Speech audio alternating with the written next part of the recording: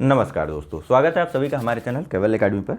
देखिए, आज हम बात करेंगे यहाँ पर आईएएस प्रीलिम्स 2020 में मॉडर्न इंडिया के आए हुए प्रश्नों के बारे में। यहाँ पर देखिए, किसी प्रकार का प्रश्नों का एक्सप्लेनेशन नहीं करवाया जा रहा है। आपको बस इतना बताया जाएगा कि यह प्रश्न इस बार कहाँ से और किस बुक से पूछे गए थे और क्या हमको उस बुक को पढ़ना चाहिए या फिर नहीं पढ़ना चाहिए। हम लोग इसके बारे में आज यहाँ बात करेंगे। तो देखिए, आप लोग अपनी स्क्रीन पर देख रहे होंगे, यहाँ पर एक बुक है, ईशिता बनर्जी और दुबे जी की मॉडर्न इंडिया की यह बुक है। इसी बुक से इस बार यूपीएससी ने ज़्यादातर प्रश्नों को बनाया है और सीधे सीधे यहाँ से प्रश्न पूछे गए हैं बिना किसी बदलाव के। देख लेते हैं पहले प्रश्नों को, फिर इसके बारे में चर्चा करेंगे कि क्या बुक को पढ़ना चाहिए अथवा बुक को नहीं पढ़ना चाहिए। देखिए, सबसे पहले बात कर लेते हैं रखमाबाई वाले केस की, जो 1884 का था।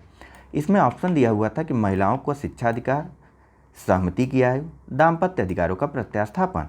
तो बुक के बारे में बात कर रहे थे ना हम लोग। देखिए भैया, बुक में सीधा सीधा लिखा हुआ है, यहाँ देखिए आप लोग, कि रखमाबाई केस, ठीक है, यहाँ देख लीजिए। इसके बाद यहाँ देखिए, रेस्टिट्यूशन ऑफ कंजुगल राइट्स और एज ऑफ कंसेंट, ठीक, यानी कि ऑप्शन नंबर 2 और 3 सही है, ऑप्शन नंबर बी सही है। तो जिन्होंने यह बुक पढ़ा था उनके लिए यह प्रश्न आसान हो गया था। जिन्होंने यह बुक नहीं पढ़ा उनको कैसे इस प्रश्न को करना चाहिए था कि देखिए, एज ऑफ कंसेंट का एक्ट एक पारित हुआ था 1892 ईस्वी के आसपास। वहाँ से आप इसको रिलेट कर करके अपने प्रश्न को सॉल्व कर सकते थे बड़ी ही आसानी से। नेक्स्ट बात करते हैं अगले प्रश्न की। तो यहाँ देखिए, यहाँ पूछा जा रहा था कि औद्योगिक क्रांति का 19वीं शताब्दी के पूर्वार्ध पर भारत पर क्या प्रभाव पड़ा। ऑप्शन हम सबको पता है, सही कौन सा है, ऑप्शन नंबर ए, भारतीय दस्तकारी उद्योग नष्ट हो गए थे।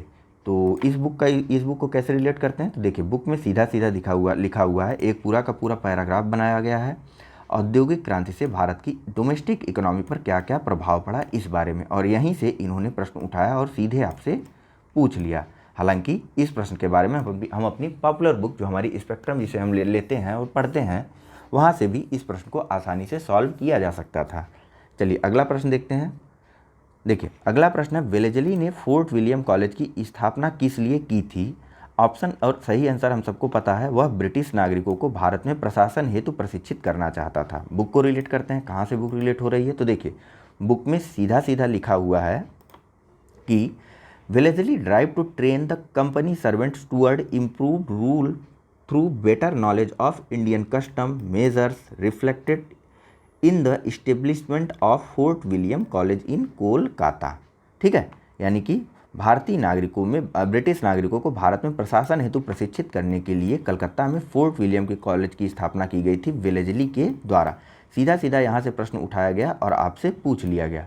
हालांकि इसके बारे में भी आप स्पेक्ट्रम में देख सकते हैं, वहाँ पर मिलेगा, लेकिन वहाँ पर घुमा फिरा के बात कही गई है और यहाँ पर सीधे सीधे आपको आंसर मिल रहा है। नेक्स्ट प्रश्न देखते हैं, क्या वहाँ पर भी आंसर मिल रहा है। देखिए, एक पुस्तक आई थी देशेर कथा, ठीक है, एक पुस्तक देशेर कथा के बारे में विचार किया, पूछा गया था और यह प्रश्न काफ़ी परेशान किया स्टूडेंट्स को। तो देखिए, देशेर कथा पर विचार करने के लिए प्रश्न आया था और पूछा गया था कि इस पुस्तक ने औपनिवेशिक राज्य द्वारा मस्तिष्क की सम्मोहन विजय के विरोध में चेतावनी दी। दूसरा, इस पुस्तक ने स्वदेशी नुक्कड़ नाटकों तथा लोकगीतों को प्रेरित किया। तीसरा, देउस्कर द्वारा देश शब्द का प्रयोग बंगाल क्षेत्र विशिष्ट के संदर्भ में किया गया। देखिए, ऊपर के जो 2 ऑप्शन हैं, इसके बारे में तो आप कहीं भी और किसी भी बुक से पढ़ सकते थे, ठीक है, लेकिन ये जो नीचे का ऑप्शन है ना, इसके बारे में आपको विशेष रूप से इसी बुक को, यानी किस बुक को, देशेर कथा बुक को पढ़ना आवश्यक हो जाएगा, क्योंकि आप बिना किसी भी बुक को पढ़े उसके ऊपर कमेंट नहीं कर सकते कि उस बुक में क्या लिखा है क्या नहीं लिखा है। तो इसी संदर्भ में यह बुक जो है बताती है कि रविंद्रनाथ टैगोर जी ने यह बुक पढ़ा था और कहा था कि there was no word in Bengali for nation, यानी कि तीसरा ऑप्शन यहाँ पर गलत था, बाकी दोनों के दोनों ऑप्शन सही थे। देखिए, यहाँ पर स्ट्रीट प्ले और फोक सॉन्ग को प्रमोट किया गया था, ठीक है। दूसरी चीज़, hypnotic conquest of the mind के बारे में भी यह बुक बात करती है, ठीक है। इन्होंने वार्न किया था इस बुक ने, ठीक। इस बुक को ब्रिटिश सरकार द्वारा 1910 में बैन कर दिया गया था, लेकिन जब तक यह बुक जो है बैन की गई, तब तक जो है इसकी 15,000 कॉपी बिक चुकी थी मार्केट में, ठीक है। तो यहाँ से हमने क्या देखा, हम यहाँ बात क्या कर रहे हैं कि जो बुक है हमारी मॉडर्न इंडिया की ईशिता बनर्जी और दुबे की, उसे पढ़ना आवश्यक है या नहीं आवश्यक है। फिलहाल अभी उसका जवाब आपको और प्रश्नों को देखने के बाद अपने आप समझ में आएगा। चलिए अगला प्रश्न देख लेते हैं। अगला प्रश्न गांधी इरविन समझौते से था। और यहाँ पूछा गया था, एक ऑप्शन इसमें नहीं है, एक सेकंड यहाँ मैं ऐड कर दूँ, ऑप्शन नंबर 4, ठीक है।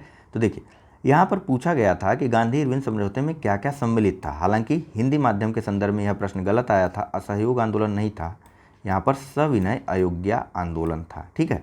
सविनय अयोग्या आंदोलन, इंग्लिश वाला पार्ट आप देखेंगे तो आप अच्छे से समझेंगे।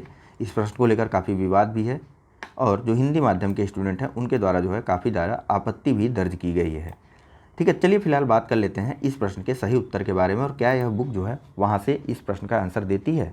तो बिल्कुल देती है।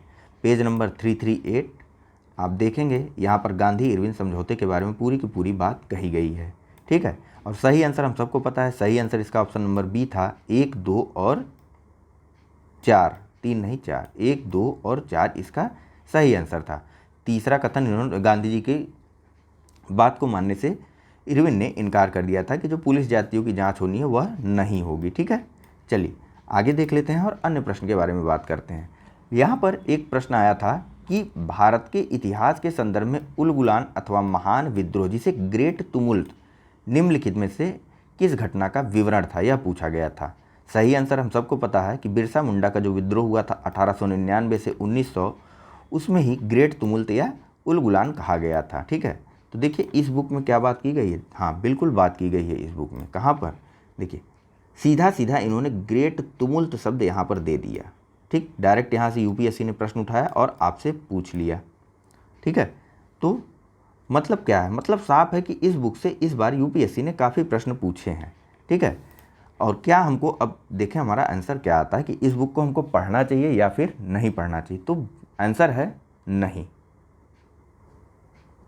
आपको इस बुक को पढ़ने की बिल्कुल आवश्यकता नहीं। देखिए अब आप जब तैयारी करेंगे तो अब आप 2021 के लिए तैयारी करने जा रहे हैं, जबकि यह जो बुक थी और इस बुक से जो प्रश्न उठाए गए वह 2020 के प्रीलिम्स के लिए उठाए गए हैं।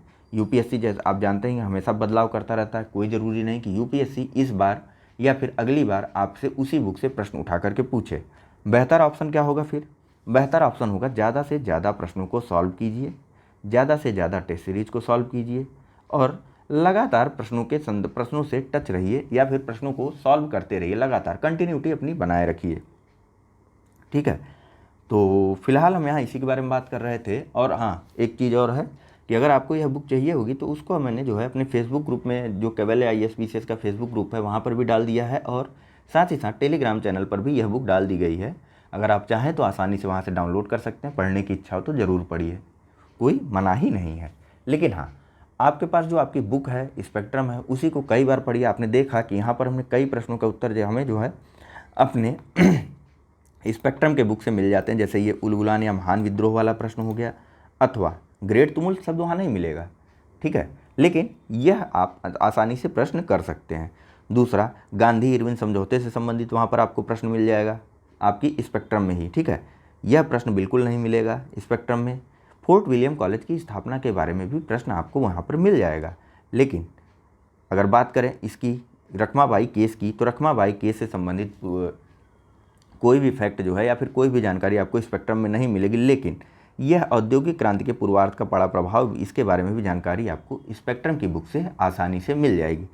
फिर वही बात, क्या हमको अब इस बुक को पढ़ना चाहिए अथवा नहीं पढ़ना चाहिए? नहीं, अभी भी आंसर नहीं ही है, बदला नहीं है कुछ भी, ठीक है। इस बुक को पढ़ने की आवश्यकता नहीं है। ज़्यादा से ज़्यादा प्रश्नों को सॉल्व कीजिए, प्रैक्टिस ज़्यादा करिए, ठीक है। जहाँ से पढ़ रहे हैं वहीं से पढ़िए, उसी को 2 से 3 बार पढ़िए। और देखिए पेपर क्वालिफाई करने का एक मात्र तरीका होता है, आप जिस सब्जेक्ट में स्ट्रांग हैं या फिर आपका जो सब्जेक्ट बहुत अच्छा लग रहा है उस सब्जेक्ट में आपसे गलती या फिर कमियां नहीं होनी चाहिए। और वह कमियां तभी नहीं होंगी जब आप ज़्यादा से ज़्यादा टेस्ट सीरीज सॉल्व करेंगे, ज़्यादा से ज़्यादा प्रश्नों को लगाएंगे, ज़्यादा से ज़्यादा बार उस बुक को पढ़ेंगे, ठीक है। तो फिलहाल यहाँ पर हम यही बात कर रहे थे और PDF आपको दे दी गई है इस बुक की, और टेलीग्राम चैनल और फेसबुक ग्रुप की लिंक जो है आपको डिस्क्रिप्शन बॉक्स में मैं दे दूँगा। तो चलिए फ़िलहाल इस डिस्कशन को यहीं बंद करते हैं। आपको बोला गया था कि 20 तारीख से आपको लेक्चर्स मिलेंगे, लेकिन थोड़ा हेल्थ इश्यूज़ की वजह से जो है अभी लेक्चर्स नहीं बना पा रहा हूँ मैं। फ़िलहाल धीरे धीरे मैं भी सोच रहा हूँ कंटिन्यू किए जाएँ लेक्चर्स को। तो चलिए देखिए प्रयास करते हैं। Thank you very much for discussion. धन्यवाद।